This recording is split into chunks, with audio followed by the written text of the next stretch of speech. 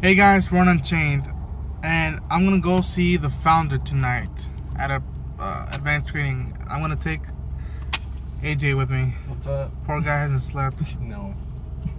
But he's gone. That's cool.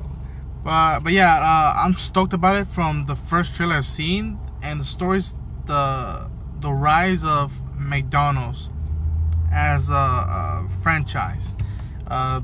It starts off with Ray Kroc, who's like I think a guy who sells Milkshake machine. milkshake machines, and he bumps into this place that he sees that they should franchise and they can make a bunch of money, and he stumbles and he wrestles with the original owners, created McDonald's, and then comes up the story of how it all went down, which is basically that place. Which is basically Social Network / Steve Jobs meets McDonald's. Kinda, yeah. But starring Michael Keaton, I'm fucking stoked for that. And I know that this is probably gonna be Oscar buzz. They're trying to at this point in time, they're trying to see if they could fit him in to be like a best actor, Ray Kroc. But I'm stoked about it, and I hope it delivers. What about you, AJ? You don't want to ask some questions about this just yet. I looked at the trailer and honestly it looked really, really interesting as to it looks very scandalous in the entire thing as well, like how your smiley what's the motto of McDonald's, like I'm loving it. I'm loving it. And then you see him. And then you see like all the whole thing, like how it all fucking started, and then it's like oh yeah, he robbed his way, like he fucking just, I don't even know. According to the trailer, I mean, it looks all scandalous. So I'm just gonna wait and see how it goes, and then let's just, I don't know. I don't know. I'm kind of iffy about this, but it looks interesting. So that's why I'm going. And in the tag of the film that I saw in the trailer was its founders keepers. Founders keepers. Yeah. So it's like shit's gonna go down. He Mark Zuckerberg him. That's basically it. Like it is the social network. He meets McDonald's. He pretty much stole the idea, and just I don't really know exactly how it went down. The point is, it's like social network. But stoked about it, and we'll give you our thoughts after the movie. See you in a little bit.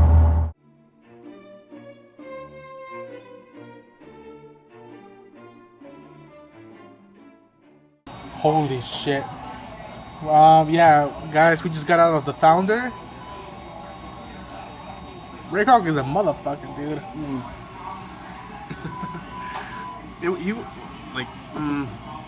Honestly, it made the ending definitely made me cringe in all the wrong. That's fucked up. Yeah, That's got fucked up. kind of thing, you know. I think it's worse than the freaking Social Network. In a sense of that, of how he screwed over the other people. So it's just sad. It's sad. It's just. Yep. And I'm still kind of shocked by what I saw and how it all went down. Just because we grew up eating McDonald's, and we still go out about it today. But holy shit, the way it went down. Okay, so the movie was good. It was really good. This was by the same director who made The Blind Side, Saving Mr. Banks, and The Rookie, the Dennis Quaid one. I think so. Really well directed. Michael Keaton, I grew up with Michael Keaton as Beetlejuice and Batman. And then now that he's I'm not gonna say resurrected, but he's come back, and I've seen him in The Other Guys or Spotlight. I started to see Birdman, and now he's gonna be the Vulture. I hope he brings the same intensity that he did as Ray Kroc to the Vulture, especially because this guy, Spider-Man fan. But movie was excellent. It started off. It's weird because this film, it makes you feel sympathized to Ray Kroc at the beginning. Yeah, it makes you feel bad for him, kind of. It makes you feel like it's this guy who's really struggling to get by, and he's trying so hard, but he's not going anywhere until he comes upon a restaurant. McDonald's. It's the thing about this restaurant is the fact that it blew up overnight. Okay, that's what basically got like his attention and all that. Like, and honestly, the only reason why he got in touch with them in the first place is because they wanted his milkshake Machines, yeah. If they never called him, he would have never known about it. At least not. He wouldn't be able to get as close as he got, you know. Yeah. Because they were honestly in a business. They started off as a business relationship already from the get go. So they don't just bring anybody in, you know. Yeah. Okay, so Ray Kroc is he's failing as a milkshake seller. Yeah. And like AJ said, he stumbles upon this place who wants 6 first, and then make that 8 milkshakes. Goes to them. What is this majestic, beautiful place that and they show off, which was cool, is that like back in the day, it'll be another half an hour for your order or whatnot, and he's like he's going to different restaurants. Where's my order? This is not what I ordered, and it shows the frustration of how he viewed the food industry go. So he goes to this place called McDonald's, which no one except people at San Bernardino know about. And you go up to the window. At that time, I think it was sacrilegious. You order it, and within 30 seconds, you got your food. You pretty much got it like right then and there. It was already made. It takes 30 seconds to make each burger because they have like a system. Speedy system. Yeah, so a person is in charge of the patty, another person's in charge of the condiments, and the other person's in charge of the buns and stuff like that. So like it takes like 30 seconds for each burger to get made. And then when you order it, it's already made for you. It's already pre-made. Like the fries are done and everything like that. All they do is give you the bag and the cup and your drink, and then like there you go. You just ordered, and the guy was like, "Well, like that's it? I just ordered it." And they're like, "Yeah, there you go."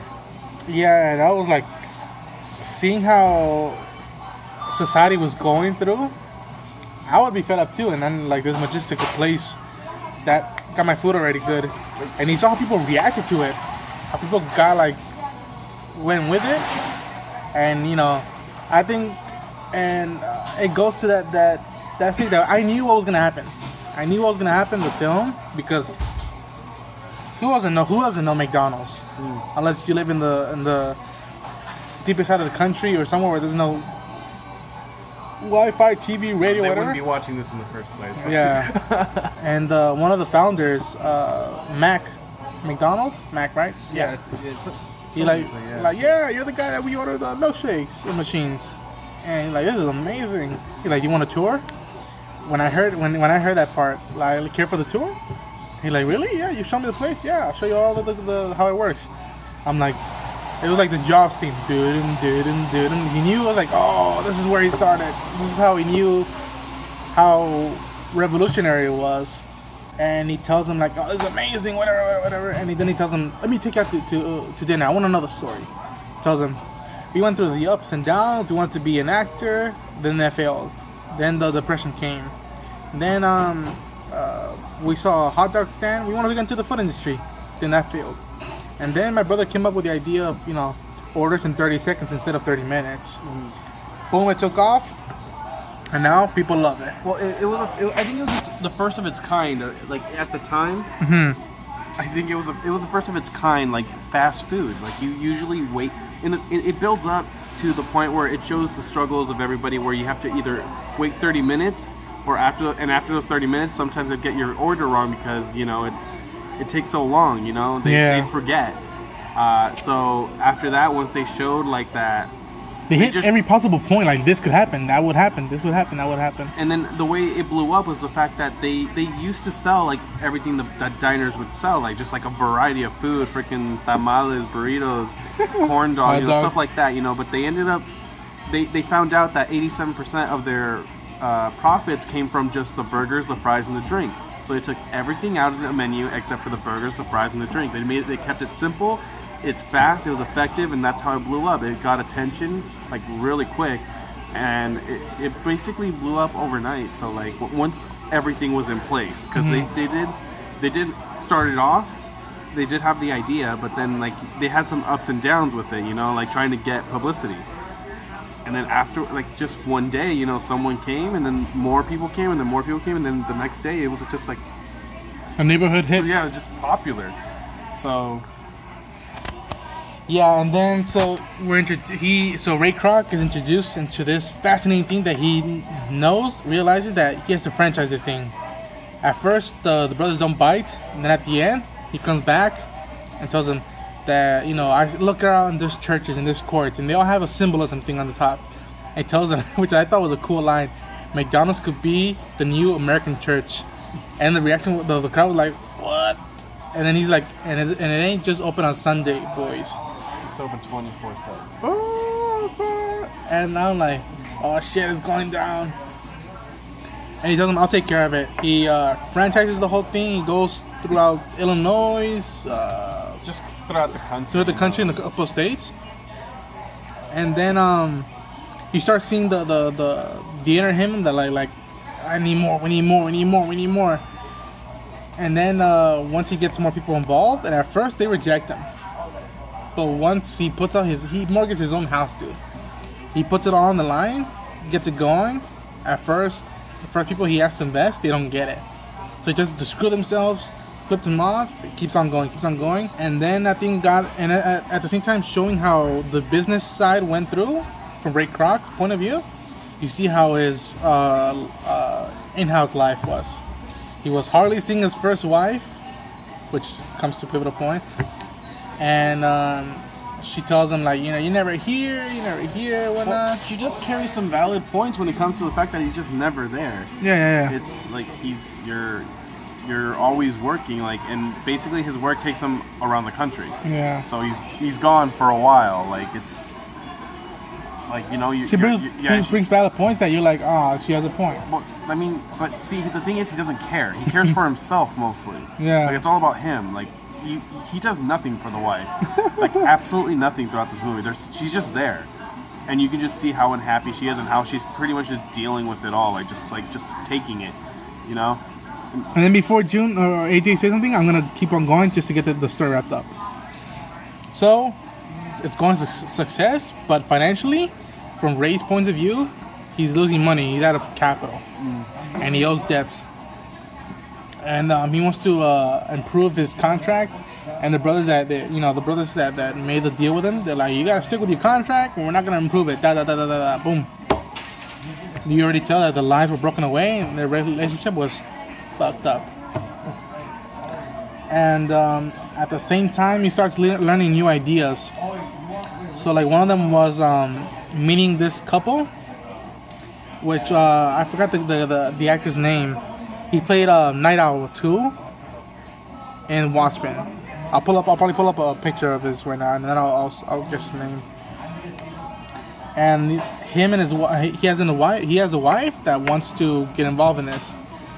And Ray falls for the dude's wife, and you're like, oh shit, okay, here we go. Story progresses, and Ray is selling people who are like, he knows they're committed to the job. He pulls them. So a guy who was like sharing the word of the Lord, Bible dude, what's your name? Come here, you should work for this. Boom, a plumber who was like, he was all for it, and then he lost the job. Forget that. You should join McDonald's. Adding up, and then brings up the one idea that's controversial, I think, is that of the milkshake idea. Like, instead of actual milk, just put this powder, put it in water, stir it up, and it becomes milkshake. Tastes just like it. It's because he needed money, he needed to save money at a certain area, and the girl that he falls in love with comes up with the idea to like powdered milkshakes. You don't need to refrigerate it, and it costs half as much as the ice cream. So you save electricity and you save money on products. So you end up saving. Back then, hundreds was a lot, so you save hundreds a year. So that's where he's pretty much getting like the money that he needs from, And he ends up actually pretty much taking over the entire thing because he starts. He owns the land. No, well, see, think about how it started. Everything pretty much fell into his lap in a way. The fact that these guys came to him for the machine. The fact that the lawyer that was there at the bank while he was talking to the guy for an extension on his like payments or whatever, like he overheard him, and then the lawyer came straight to him and gave him all these ideas about like, hey, buy the land, just buy it. You know, like it seems like it all kind of came to him. You know, like I don't. Yeah. You know, he didn't really like. But still, like I guess for persistent people, I guess maybe it was pretty much luck. He jumped on it. Yeah, like you know, so like. It was like heaven on earth, and he didn't even think about it. He knew that like fuck this, I gotta jump on this, get my money back. And then it starts the thread of him starting a realty company, taking off the land. The brothers are aware of this, and they're like, what the fuck? You have a contract with us. They're like, this is a separate company. This is my company. Just the way the last half an hour, 45 was brutal because you saw Ray Kroc signing contracts. You saw the look on the brother's face, and you knew like they're doomed. And at the end, Ray tells him like, I'm gonna take the future. I want to win. That I'm done through taking orders by you guys. And at the end, the brother have no choice but to sell their restaurant, their baby. And remember the realty part? The way they got screwed over. He tells them like at the brother at the end, they tell him we want $2.7 million between us, and we want 1% of the revenue that the restaurant's gonna make. And they work with it, and at the point when they sign the contracts, they tell them the 1% you can't get. Like, it just can't because of the different company, the investors, they won't allow it. But Ray tells them, like, here, on handshake, you have my word. You have my word that I will give you each year how much we make in money. Well, the 1%, but how much we make.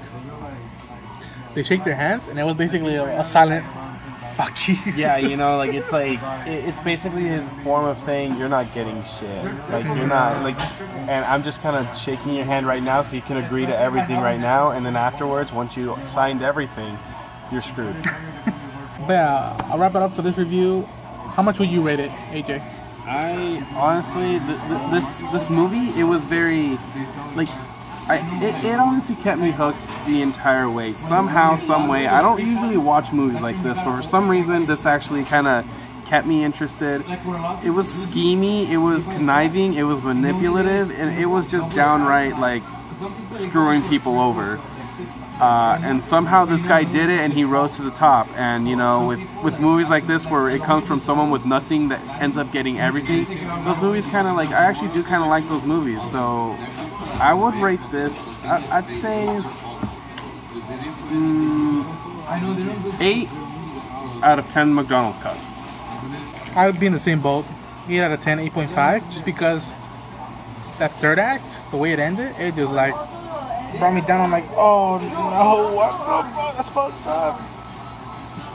He took the name of two brothers in their restaurant, and he made him his.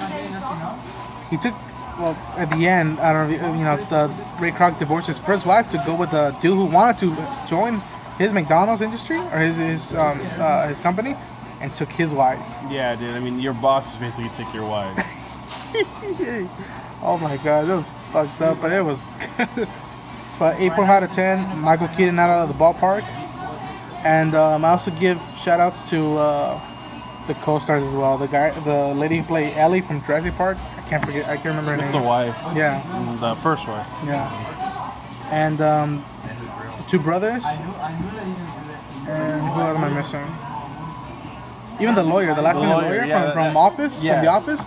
You're not in the burger business, you're in the real estate business. Motherfucker. Like, that's where all the money's at, and he was right, he was fucking right. Yeah, 8.5 out of 10. Go check this film out, and good luck, because it was like fucked up. It comes out this Friday on the 20th of January. But that's gonna be it for the review. Run Unchained. AJ Cosmic. I'll see you guys in the next video. Bye.